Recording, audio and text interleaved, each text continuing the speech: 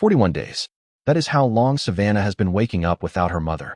41 days since Nancy Guthrie was taken from her own home near Tucson. And 6 weeks will have passed by Sunday.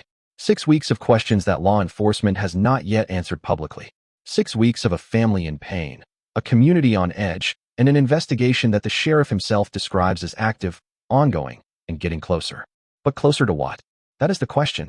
Because tonight, something shifted. Something that had been sitting quietly in plain sight may have finally started talking. Investigators turned their full forensic attention toward a single object, the car belonging to Nancy Guthrie's son-in-law. And what that search reportedly uncovered did not just raise another question. It may have forced the entire investigation to pivot. Welcome back to Cold Case History. I am going to walk you through every detail of this case, the footage, the forensics, the suspect behavior, the DNA, and the digital evidence trail. If you are new here, subscribe now and hit the notification bell. We cover every update on cases like this one the moment they break. And trust me, this one is not finished breaking yet. Let's begin at the beginning. Because here is what most people do not understand about a vehicle search. A car is never just a car inside a serious investigation. It is a contained environment. It is a sealed world that holds time the way nothing else can. It absorbs. It retains. It remembers. And unlike a person, it cannot lie. When forensic investigators begin treating a vehicle as evidence rather than property, the case stops being a broad search and starts becoming something far more precise, far more dangerous. And in a case already heavy with unanswered questions, that precision matters more than almost anything else. The Nancy Guthrie investigation had been carrying weight from the very beginning. Nancy, 84 years old, vanished from her home in the Tucson area in late January. She was reported missing on February 1, 2026. From the earliest hours, authorities said they believed she had not left on her own. They believed someone took her. The evidence they described publicly supported something deeply unsettling. Blood drops on the front porch. Surveillance footage capturing a masked figure tampering with her doorbell camera around the time she disappeared. A suspicious vehicle reportedly seen near the neighborhood on January 31st. And beyond that, the presence of mixed DNA at the scene, though investigators have not publicly identified whose it belongs to or what it means for the direction of the case. At the same time, authorities have stated that members of Nancy's family have been ruled out as suspects. So investigators were left with a familiar but crushing kind of uncertainty. Plenty of physical evidence, plenty of open questions, and a landscape wide enough that almost any lead could feel both urgent and inconclusive at once. That is the moment when experienced detectives stop focusing only on people and start focusing on objects. On the things that carry presence without speaking, on the things that absorb contact without reporting it. And that is exactly the moment when a vehicle can change everything. A car does something extraordinary in a forensic investigation. It moves through space with a person, and when it does, it absorbs traces of that movement. A piece of fiber transferred from a seat. Soil pressed into a floor mat from a specific location. A biological residue settled into a seam near the door frame. A fragment of material caught in the gap beneath a passenger seat. None of these things announce themselves. None of them raise a hand and volunteer to be evidence. They simply exist, quietly, in the contained world of that vehicle, waiting for investigators to find them. And when detectives make the decision to search a vehicle with full forensic attention, they are not guessing. They are operating on the belief that something inside that space may connect the car to a person, a place, a moment, or a movement that has not yet been fully explained. That is why the attention turning toward the son-in-law's car is significant. Not because it proves anything, not because it confirms guilt or eliminates innocence, but because it signals that investigators believe the vehicle may be carrying something the investigation needed to hear. To understand what a real forensic vehicle search actually looks like, you have to abandon the version you have seen on television. It is not a quick walk around the exterior. It is not a glance in the trunk and a check under the seats. A serious forensic vehicle examination is one of the most methodical, time-consuming, and psychologically deliberate processes in any major investigation. And it begins before anyone touches a single surface. It begins with documentation. Before the first glove goes into the first crevice, the vehicle is photographed comprehensively. Every angle, every surface, the position of the seats, the condition of the floor mats, the state of the console, the contents of the trunk as they exist in that exact moment. Bags, clothing, bottles, receipts, loose items, dust patterns, anything visible is captured as it sits. Because once the search begins, the original state is permanently gone. And in a case like Nancy Guthrie's, where surveillance already pointed to specific timing, where blood evidence placed violence at the front of the home, where a suspicious vehicle had been reported nearby, and where investigators believe the act was targeted rather than random. Preserving that original state would be essential. It would be the baseline against which every subsequent discovery would have to be measured. Then the physical examination begins. And this is where the work becomes almost meditative in its slowness. Investigators move through the vehicle section by section. The front cabin first. The driver's area, every surface, every seam, the underside of the steering column, the gap between the seat and the center console, the seat rails, the fabric where the cushion meets the seat back. Then the passenger side. Then the rear. The floor mats lifted, the carpet underneath examined, the lower door panels, the space behind the rear seats, the trunk access, and then the trunk itself, including the liner, the side panels, the spare tire compartment, and the seams around the tail. Each compartment treated not as empty space, but as a potential chapter. And what are they actually looking for? Not always something visible to the naked eye. Not always a dramatic object that instantly reshapes the case. Sometimes the most important thing a forensic search recovers is invisible without laboratory support. A few fibers that do not belong in that vehicle. A strand of hair from someone who was never supposed to be inside that car. Plant material suggesting contact with a specific outdoor environment. Soil composition inconsistent with the areas the vehicle's owner regularly travels. Skin cells. Biological residue. Transfer evidence so microscopic that it would be missed by anyone not specifically trained to find it. That is the nature of trace evidence. It does not announce its importance. It waits for science to reveal it. And when science does, a single trace can do something remarkable. It can support a timeline. It can undermine an alibi. It can connect a vehicle to a place someone denied ever visiting. It can close the gap between what someone said happened and what the evidence suggests actually did. Think about what that means in the context of Nancy Guthrie's case. Authorities had already identified surveillance showing a masked individual at her home. They had blood evidence on the porch. They had mixed DNA at the scene. They had a suspicious vehicle reported in the neighborhood. They had the belief that Nancy was targeted, not randomly selected. That combination already painted a picture of something deliberate, something planned, something that required preparation, access, and probably more than one decision made in advance. Against that backdrop, a vehicle that investigators began treating as potential evidence would immediately become one of the most important objects in the entire case. Because a planned act leaves traces. It leaves movement. It leaves the kind of contact that even careful people miss in the moment. And once those traces are collected, logged, sealed, and sent for laboratory testing, the investigation enters its most precise and unforgiving phase. The lab phase is where everything gets quiet. The physical search in the field carries a kind of kinetic tension. Doors opening, gloved hands working through crevices, camera lights documenting surfaces, evidence bags being sealed. But once those samples leave the car and enter the laboratory, the tension transforms. It becomes still, controlled, scientific. No dramatic music, no sudden revelations, just technicians working through comparison standards, microscopes, swabs matched to reference samples, biological screening, trace analysis, and the slow, grinding discipline of forensic science asking one question over and over again. Does this match something we already know? Does a fiber found in the vehicle correspond to material from Nancy's home? Does a soil sample resemble the composition of a location along a route investigators are studying? Does biological residue connect to someone whose presence in that vehicle has not been explained? Does the transfer evidence suggest contact? Or does it suggest something more deliberate, something that speaks to movement, placement, or transport? These are not rhetorical questions inside a real investigation. They are the exact questions that determine whether a vehicle becomes peripheral to the case or central to it. And the distinction matters enormously. Because if the lab results return with something meaningful, even something small, something that does not solve the case but disturbs the existing theory enough to force a reconsideration, detectives have to do something they may not want to do. They have to go back to the timeline, back to the statements people made in the early days of the investigation, back to the movements, the routes, the access points, the timing windows, the explanations that once seemed sufficient and may no longer feel that way. A case does not always turn because a massive piece of evidence drops into place. Sometimes it turns because one small, quiet, persistent detail no longer fits where it was always assumed to belong.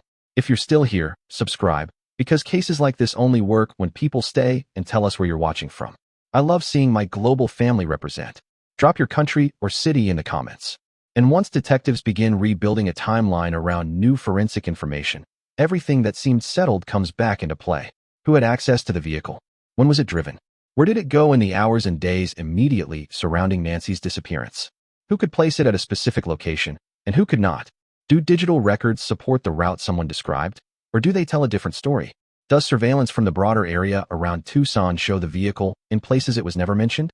And most critically, do the environmental traces inside the car connect it to a location investigators had already identified as significant, a location that now carries a different weight once the vehicle is part of the picture?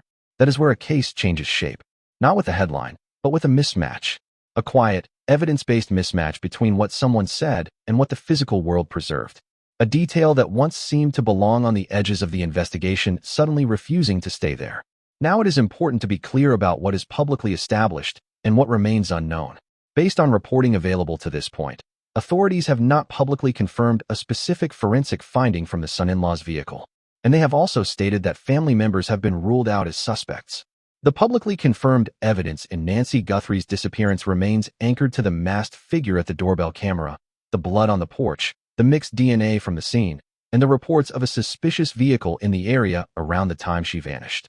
Law enforcement has continued reviewing surveillance, pursuing leads, examining digital evidence, and asking for public assistance. The investigation remains active, open, and ongoing, with key details deliberately withheld to protect the integrity of the case. But here's what that posture tells us. Investigators are not drifting. They are not simply waiting for something to happen.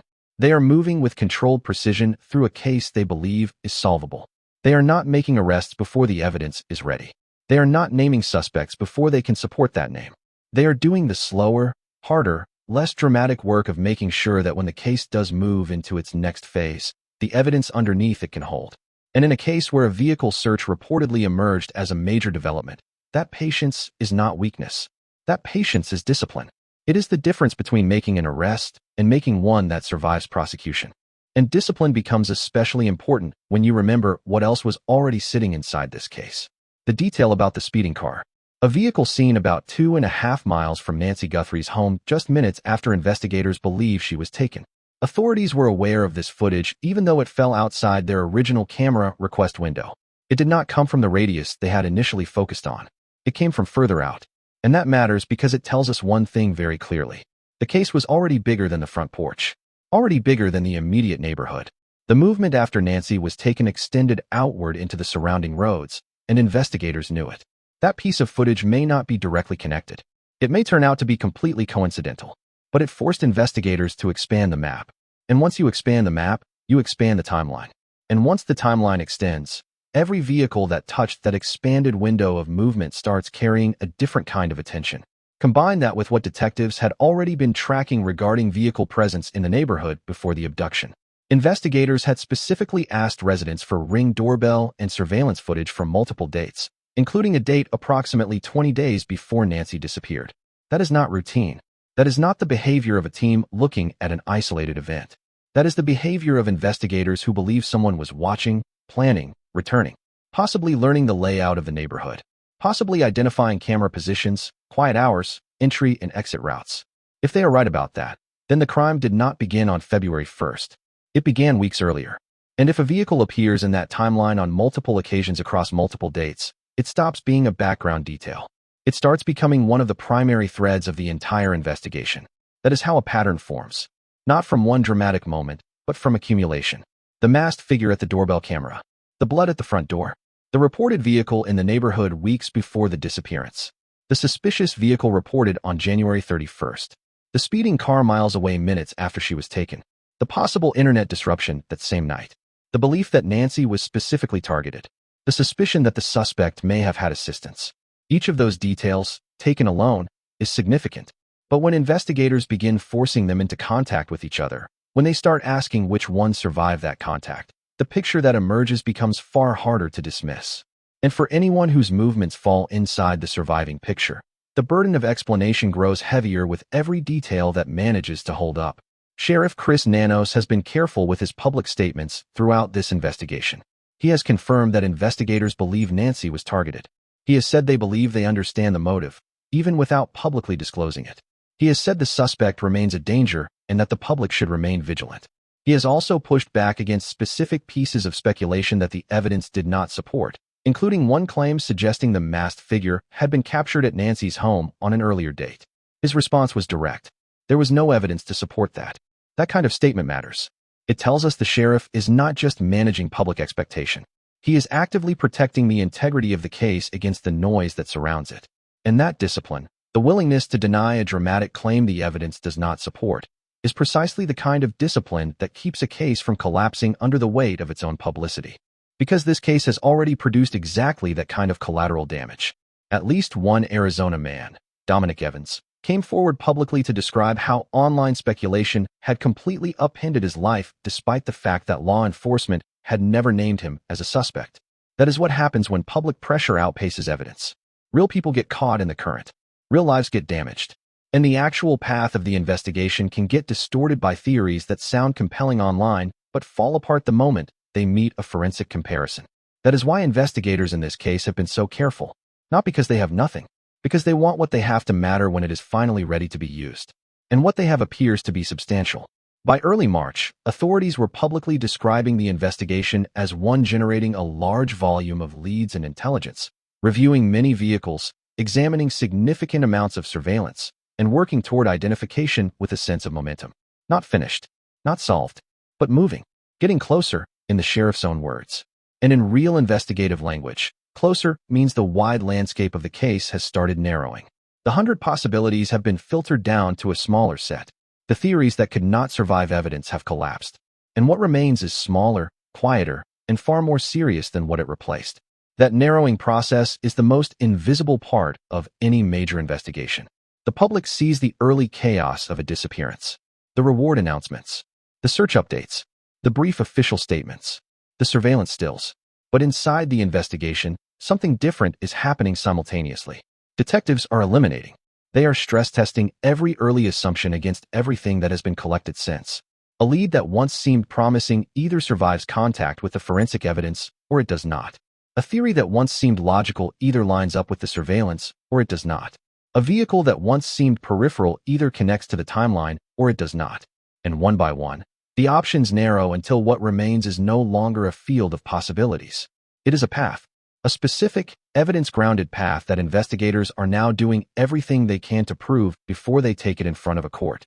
That is where the Nancy Guthrie case appears to be now. A path that has been partially revealed and is still being strengthened. A timeline that has been partially rebuilt and is still being refined. An investigation that is no longer searching in every direction at once because certain directions have already been closed.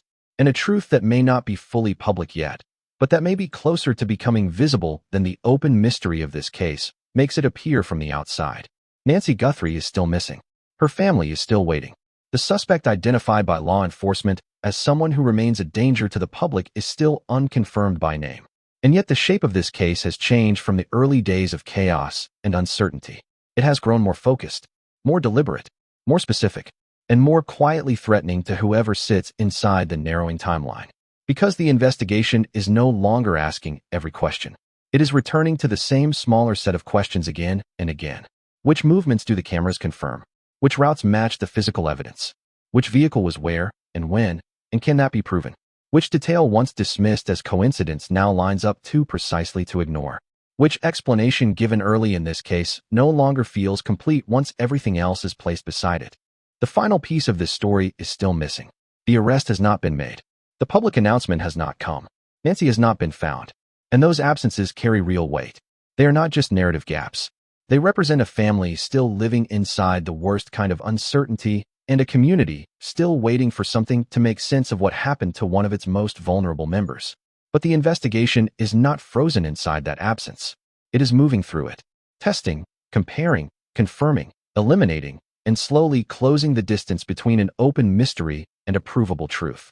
And if the forensic work surrounding this case continues doing what evidence is designed to do, then the final missing chapter in Nancy Guthrie's story may not stay missing much longer. The truth tends to narrow around the details that refuse to disappear. And in this case, a lot of details are still very much present, still being tested, still pointing, still waiting for the case to lock around them and finally hold.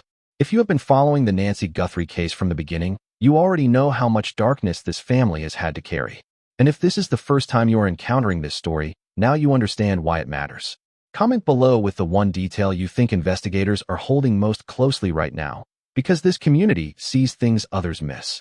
Share this video if you want more eyes on this case, because Nancy Guthrie's name deserves to keep circulating until there is an answer.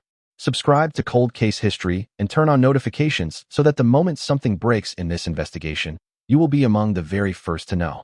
We are not going anywhere, and neither is this case.